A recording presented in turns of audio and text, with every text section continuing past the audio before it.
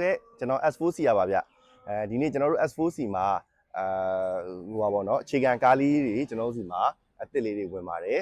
အဲ့ဒီမှာကျွန်တော်တို့အခုဒီမှာအခုဟိုပါပေါ့နော် Chevrolet လေး MW လေးတစ်စီးအယောင်းအပ်ထားလေးကျွန်တော် review လေးလုပ်ပေးခြင်းလို့ပါဗျဟုတ်ကဲ့ဈေးနှုန်းလေးကတော့3980ပါဟုတ်ကဲ့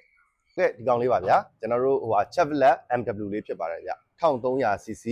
2008 model နီးနက်လေးပေါ့နော်ဟုတ်ကဲ့ကျွန်တော်တို့လက်ရှိကတော့3900နဲ့600ကြားထဲမှာတော့ရွေးချယ်စရာအရန်နည်းတယ်ပေါ့နော်အဲ့ထဲမှာ1300cc လေးတွေကဒါကားချောလေးတစ်စီးပေါ့နော်ဒီကောင် model လေးကတော့2008 model ထွက်မယ်ပြီးတော့ကျွန်တော်တို့ 2 wheel ဖြစ်မယ်ပြီးတော့ကျွန်တော်တို့ license လေးရလည်းအသစ်ပဲပေါ့နော်2028 9လပိုင်းအထိပေါ့နော်အယောင်ကတော့ဒီမှာ black ပေါ့နော် black color ဖြစ်ပါတယ်ကားတော့ကျွန်တော်တို့စစ်ဆေးထားတယ်ပေါ့နော်ဒီစီလုံးအယိုးစစ်အတိုက်ခိုက်လုံးဝမရှိဘူးနီနက် connection နဲ့မလိုက်အောင်ကားလေးမစိုးဘူးပေါ့နော်ဗန်မာလေးတွေပါလေးတွေတော့ပြန်စည်းပါတယ်ဟုတ်ကျွန်တော်ပတ်လက်လေးကိုကျွန်တော်ပြပေးတာပါဗျ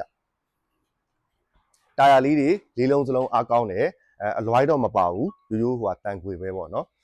ဒါပေမဲ့လည်းကျွန်တော်တို့ဟိုအခြေခံကားထဲမှာဆိုရင်တော့1300cc လေးလေးဖြစ်တဲ့အတွက်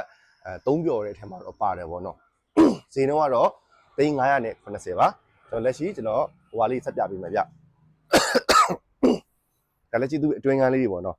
အတွင်းကန်းလေးတွေတန့်တယ်ဒီဟိုတကားလက်တင်လေးတွေလိုင်နာလေးတွေကျွန်တော်တို့ဒီဟိုဟာလေးတွေအစเนาะဒါသူ့ရဲ့အတွင်းကန်းမှာကျွန်တော်တို့ဟိုဟာ Chevrolet ကထုတ်တာပေါ့နော်ဟိုဟာ MW လေးဖြစ်ပါတယ်ကျွန်တော်တို့အရင်ဟိုဟာပေါ့ R+ တို့လိုပုံစံမျိုးပေါ့နော်ဟို R+ ကတော့သူက manual gear နဲ့ဒီကောင်ကတော့ကျွန်တော်တို့ auto နဲ့လာတာပေါ့နော်အတွင်းကန်းလေးတွေလည်းကြံတယ်ဗျဟုတ်ကျွန်တော်တို့တော့စစ်ဆေးရတယ်ဟိုတကပောင်တွေပါတယ်အကုန်ခွာထားတယ်ပေါ့နော်နှစ်ခါသုံးခါလည်းမခွာချင်ဘူးဒါကျွန်တော်ပိုင်ရှင်အားရတဲ့အတွက်ကျွန်တော်စစ်ဆေးရတယ်အားလုံး okay တယ်တကပောင်တွေပါတယ်အထိခိုက်အတွန်းတိုက်မရှိဘူးပေါ့နော်ရှိတာအတွင်းကန်းနည်းနည်းလေးတော့ဟိုသူ့ထိုင်ကုန်သားကလည်းမှောင်လာတယ်ကျွန်တော်တို့ဒီမှာအမိုးကာရတာလည်းမှောင်လာနေကြတော့ဟိုကတော့ဖြစ်တာပေါ့ဟုတ်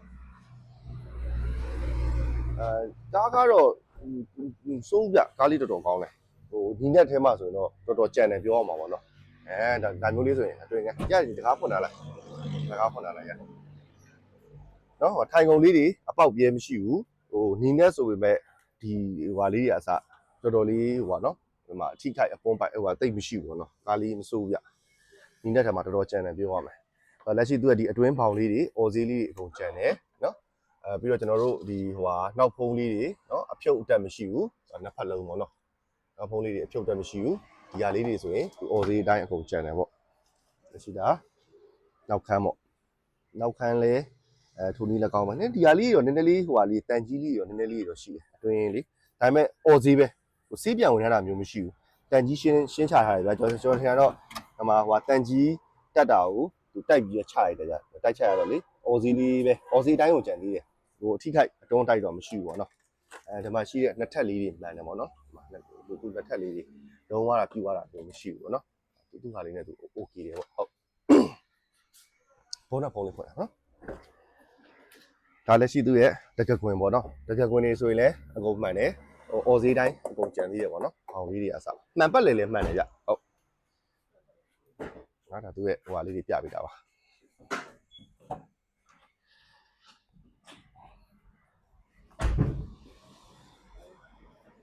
ကောင်းလက်တင်ပါတယ်ခုံဆက်ပေါ့နော်ရှေ့ခုံဆက်ဆိုတော့ဘာပြောချို့ကလေးအငယ်လေးရှိတဲ့သူတွေဆိုတော့ဒါကျွန်တော်ကလေးဆိုလည်းပြောရတယ်ရှေ့မှာထိုင်ရတာလေဒီလိုလက်တင်လေးလည်းပါတော့အဆင်ပြေတယ်ပါချမ်းနေရစားတယ်လုံးဝတန်အောင်ကြံသေးတယ်တော်တော်လေးကတော်တော်ကြံတယ်ဗျဟုတ်ကျွန်တော်တို့ဟိုပါပေါ့နော်ကျွန်တော်တို့ကားအဟောင်းကကြတော့ဟိုကျွန်တော်တို့ကားအသစ်ဆိုရင်အသစ်မျက်စိနဲ့ကြည့်ရတာပေါ့နော်ကျွန်တော်တို့အဟောင်းဆိုလည်းအဟောင်းမျက်စိနီးနဲ့ဆိုလည်းနီးနဲ့မျက်စိပေါ့နော်နီးနဲ့ထဲမှာဆိုရင်တော့ဒါတော်တော်လေးကြံတယ်ပြောရမှာပေါ့နော်ဒါတော်တော်လေးဟိုဖြစ်ပါသေးတယ်လက်ရှိဘောနက်ဖုံးလေးတွေတော့နည်းနည်းပါးပါးလေးဖြုတ်တက်လေးတွေတော့နည်းပါးရှိတယ်ဗျဟုတ်နော်ကျွန်တော်တော့မရှိဘူးအကုန်ရှင်းတယ်နော်ကျွန်တော်သူ့ရဲ့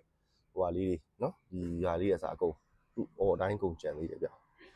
လာကြည့်လို့ရတယ်ဗျအပြင်မှာလည်းလေနော်ကျွန်တော်တို့ကတော့တစ်ဖြတ်ကြည့်ထားပြီးတဲ့သဘောပါဗျနော်အဓိကတော့ကျွန်တော်တို့တစ်ဖြတ်ကြည့်ထားပြီးတယ်ဒီအဖျားလေးနားမှာဟိုဓမီလေးချက်ကြည့်လိုက်ဖျားလေးနားမှာတန်ကြီးလေးနဲ့တွေ့ရဗျဟုတ်ကျွန်တော်တို့အင်ဂျင်လေးတွေ6တွေ့တယ် အဆင်ပြေတယ်နော်တိတ်ပေါ်ပြူအောင်မရှိဘူးကျွန်တော်ဒီနားလေးနော်ဒီအဖျားလေးနော်ဒီမှာမြင်ရနော်အဖျားလေးမှာတော့တန်ကြီးပေါ့နော်ဒါတိုက်ထိရတာမဟုတ်ဘူး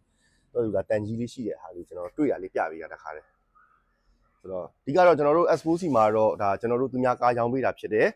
အတွက်ကျွန်တော်တို့မကောင်းရင်လည်းမကောင်းဘူးကောင်းရင်လည်းကောင်းတယ်ပေါ့နော်ဟိုကျွန်တော်တို့ဝန်ဆောင်ကလေးပဲယူပြီးတော့ကျွန်တော်တို့တင်ပြီးရောင်းပေးတာဖြစ်တဲ့အတွက်ကျွန်တော်တို့မှာ honest review ပေါ့နော်မှန်မှန်ကန်ကန်ကျွန်တော် review လေးလုပ်ပြီးတဲ့သဘောပါအဓိကတော့ဘာဖြစ်လို့လုပ်တာလဲဆိုတော့ဒါမိတ်ဆွေတို့ရဲ့အချိန်မကုန်စေချင်တဲ့အတွက်ကျွန်တော်တို့လုပ်ပေးတာပါကျွန်တော်တို့ကိုယ်တိုင်လည်းတော်တော်များများကားလိုက်ဝယ်တဲ့ခါကျရင်ဖုန်းလက်ဆက်ဟာအခုကားရှယ်ကြီးကိုကြီးလာခဲ့ဆိုပြီးတော့ပြီးရင်ဟိုဘာလဲဆိုတော့ဟိုရောက်ရင်ကားထိထားတယ်အဆင်မပြေဘူးတနေရာသွားတာအဆင်မပြေဘူးပေါ့နော်နေရလည်းပူတာဖြစ်တဲ့အတွက်ဒါကျွန်တော်တို့ site ကတော့မှန်မှန်ကန်ကန်ကျွန်တော်တို့ honest review လေးကျွန်တော်တို့လုပ်ပေးတယ်ကျွန်တော်တို့ဗီဒီယိုလေးကကားလေးကိုတေချာလေးကြည့်ပေးပါကြည့်ပေးပြီးတော့စိတ်ထဲမှာအနာပါတာလေးရာစားကျွန်တော်ညှို့ထိုးပြီးပြပေးတယ်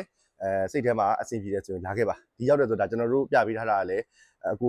လူတယောက်ကားကြည့်တဲ့လူတယောက်ဒါကြည့်တဲ့လောက်ဒီပါဖြစ်တယ်ပေါ့နော်ကျွန်တော်တော့လာပါကြည့်ပါပြီးရင်ကြိုက်တယ်ဆိုရင်ပိုင်ရှင်နဲ့ဓာတ်ရိုက်ညှိပြီးဆက်ရန်ချပါပြီးရင်ရင်စစ်ပါအားလုံး clear ဖြစ်တော့မှငွေချေပါခင်ဗျဟုတ်ကျွန်တော်တို့ဘက်ကတော့ရောင်းတဲ့သူဘက်ကိုလည်းမှန်မှန်ကန်ကန်နဲ့ဟိုဖြစ်တဲ့ဈေးရယ်ဟိုဟာဖြစ်အောင်ကျွန်တော်တို့လုပ်သလိုဝယ်တဲ့သူ site ကလည်းဟို step by step ပေါ့နော်ကျွန်တော်တို့ဒီကားဝယ်တာကို step by step မကြော်ဘဲနဲ့မှန်မှန်ကန်ကန်လေးနဲ့ဟိုဖြစ်အောင်ကျွန်တော်ဘက်ကကူညီပြီးတော့ကျွန်တော်တို့လုပ်ပေးတာဖြစ်ပါတယ်ဟုတ်ကဲ့ကျွန်တော်တို့ S4C Automobile ပါခင်ဗျဒီကားလေးကတော့ကျွန်တော်တို့ဟိုပါပေါ့နော်ဟိုဟာငွေချမ်းအရစ်ကြရပါတယ်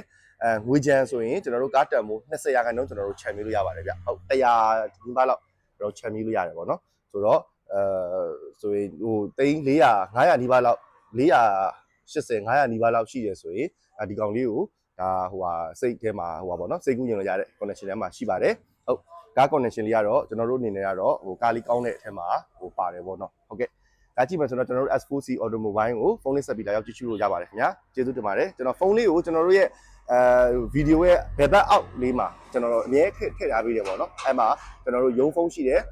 အစင်းစစ်ပေါ်ရတဲ့ဖုန်းလေးတွေအမျိုးအလုံးအများကြီးထည့်ပေးထားတယ်ကြာဟုတ်ကျွန်တော်ရုံးကကလေးတွေအကုန်လုံးဟာရဲ့နောက်ဆုံးမှာကျွန်တော်ဂိုင်းနဲ့ဖုန်းဆိုတဲ့ဖုန်းလေးပါထည့်ပေးထားတယ်ကြာဟုတ်ကားကြည့်ဖို့ပါဘူးဆိုရင်အဲ့အပေါ်ကရုံးဖုန်းတွေပါတွေဆက်ပြီးတော့ခါလဲချိန်ကြည့်လို့ရတယ်ပေါ့နော်ကားတော့ကျွန်တော်တို့လောလောဆယ်တော့ကျွန်တော်တို့ channel မှာလာထားပေးထားတယ်ပေါ့နော်ဆိုတော့ဟုတ်ကဲ့ကျေးဇူးတင်ပါတယ်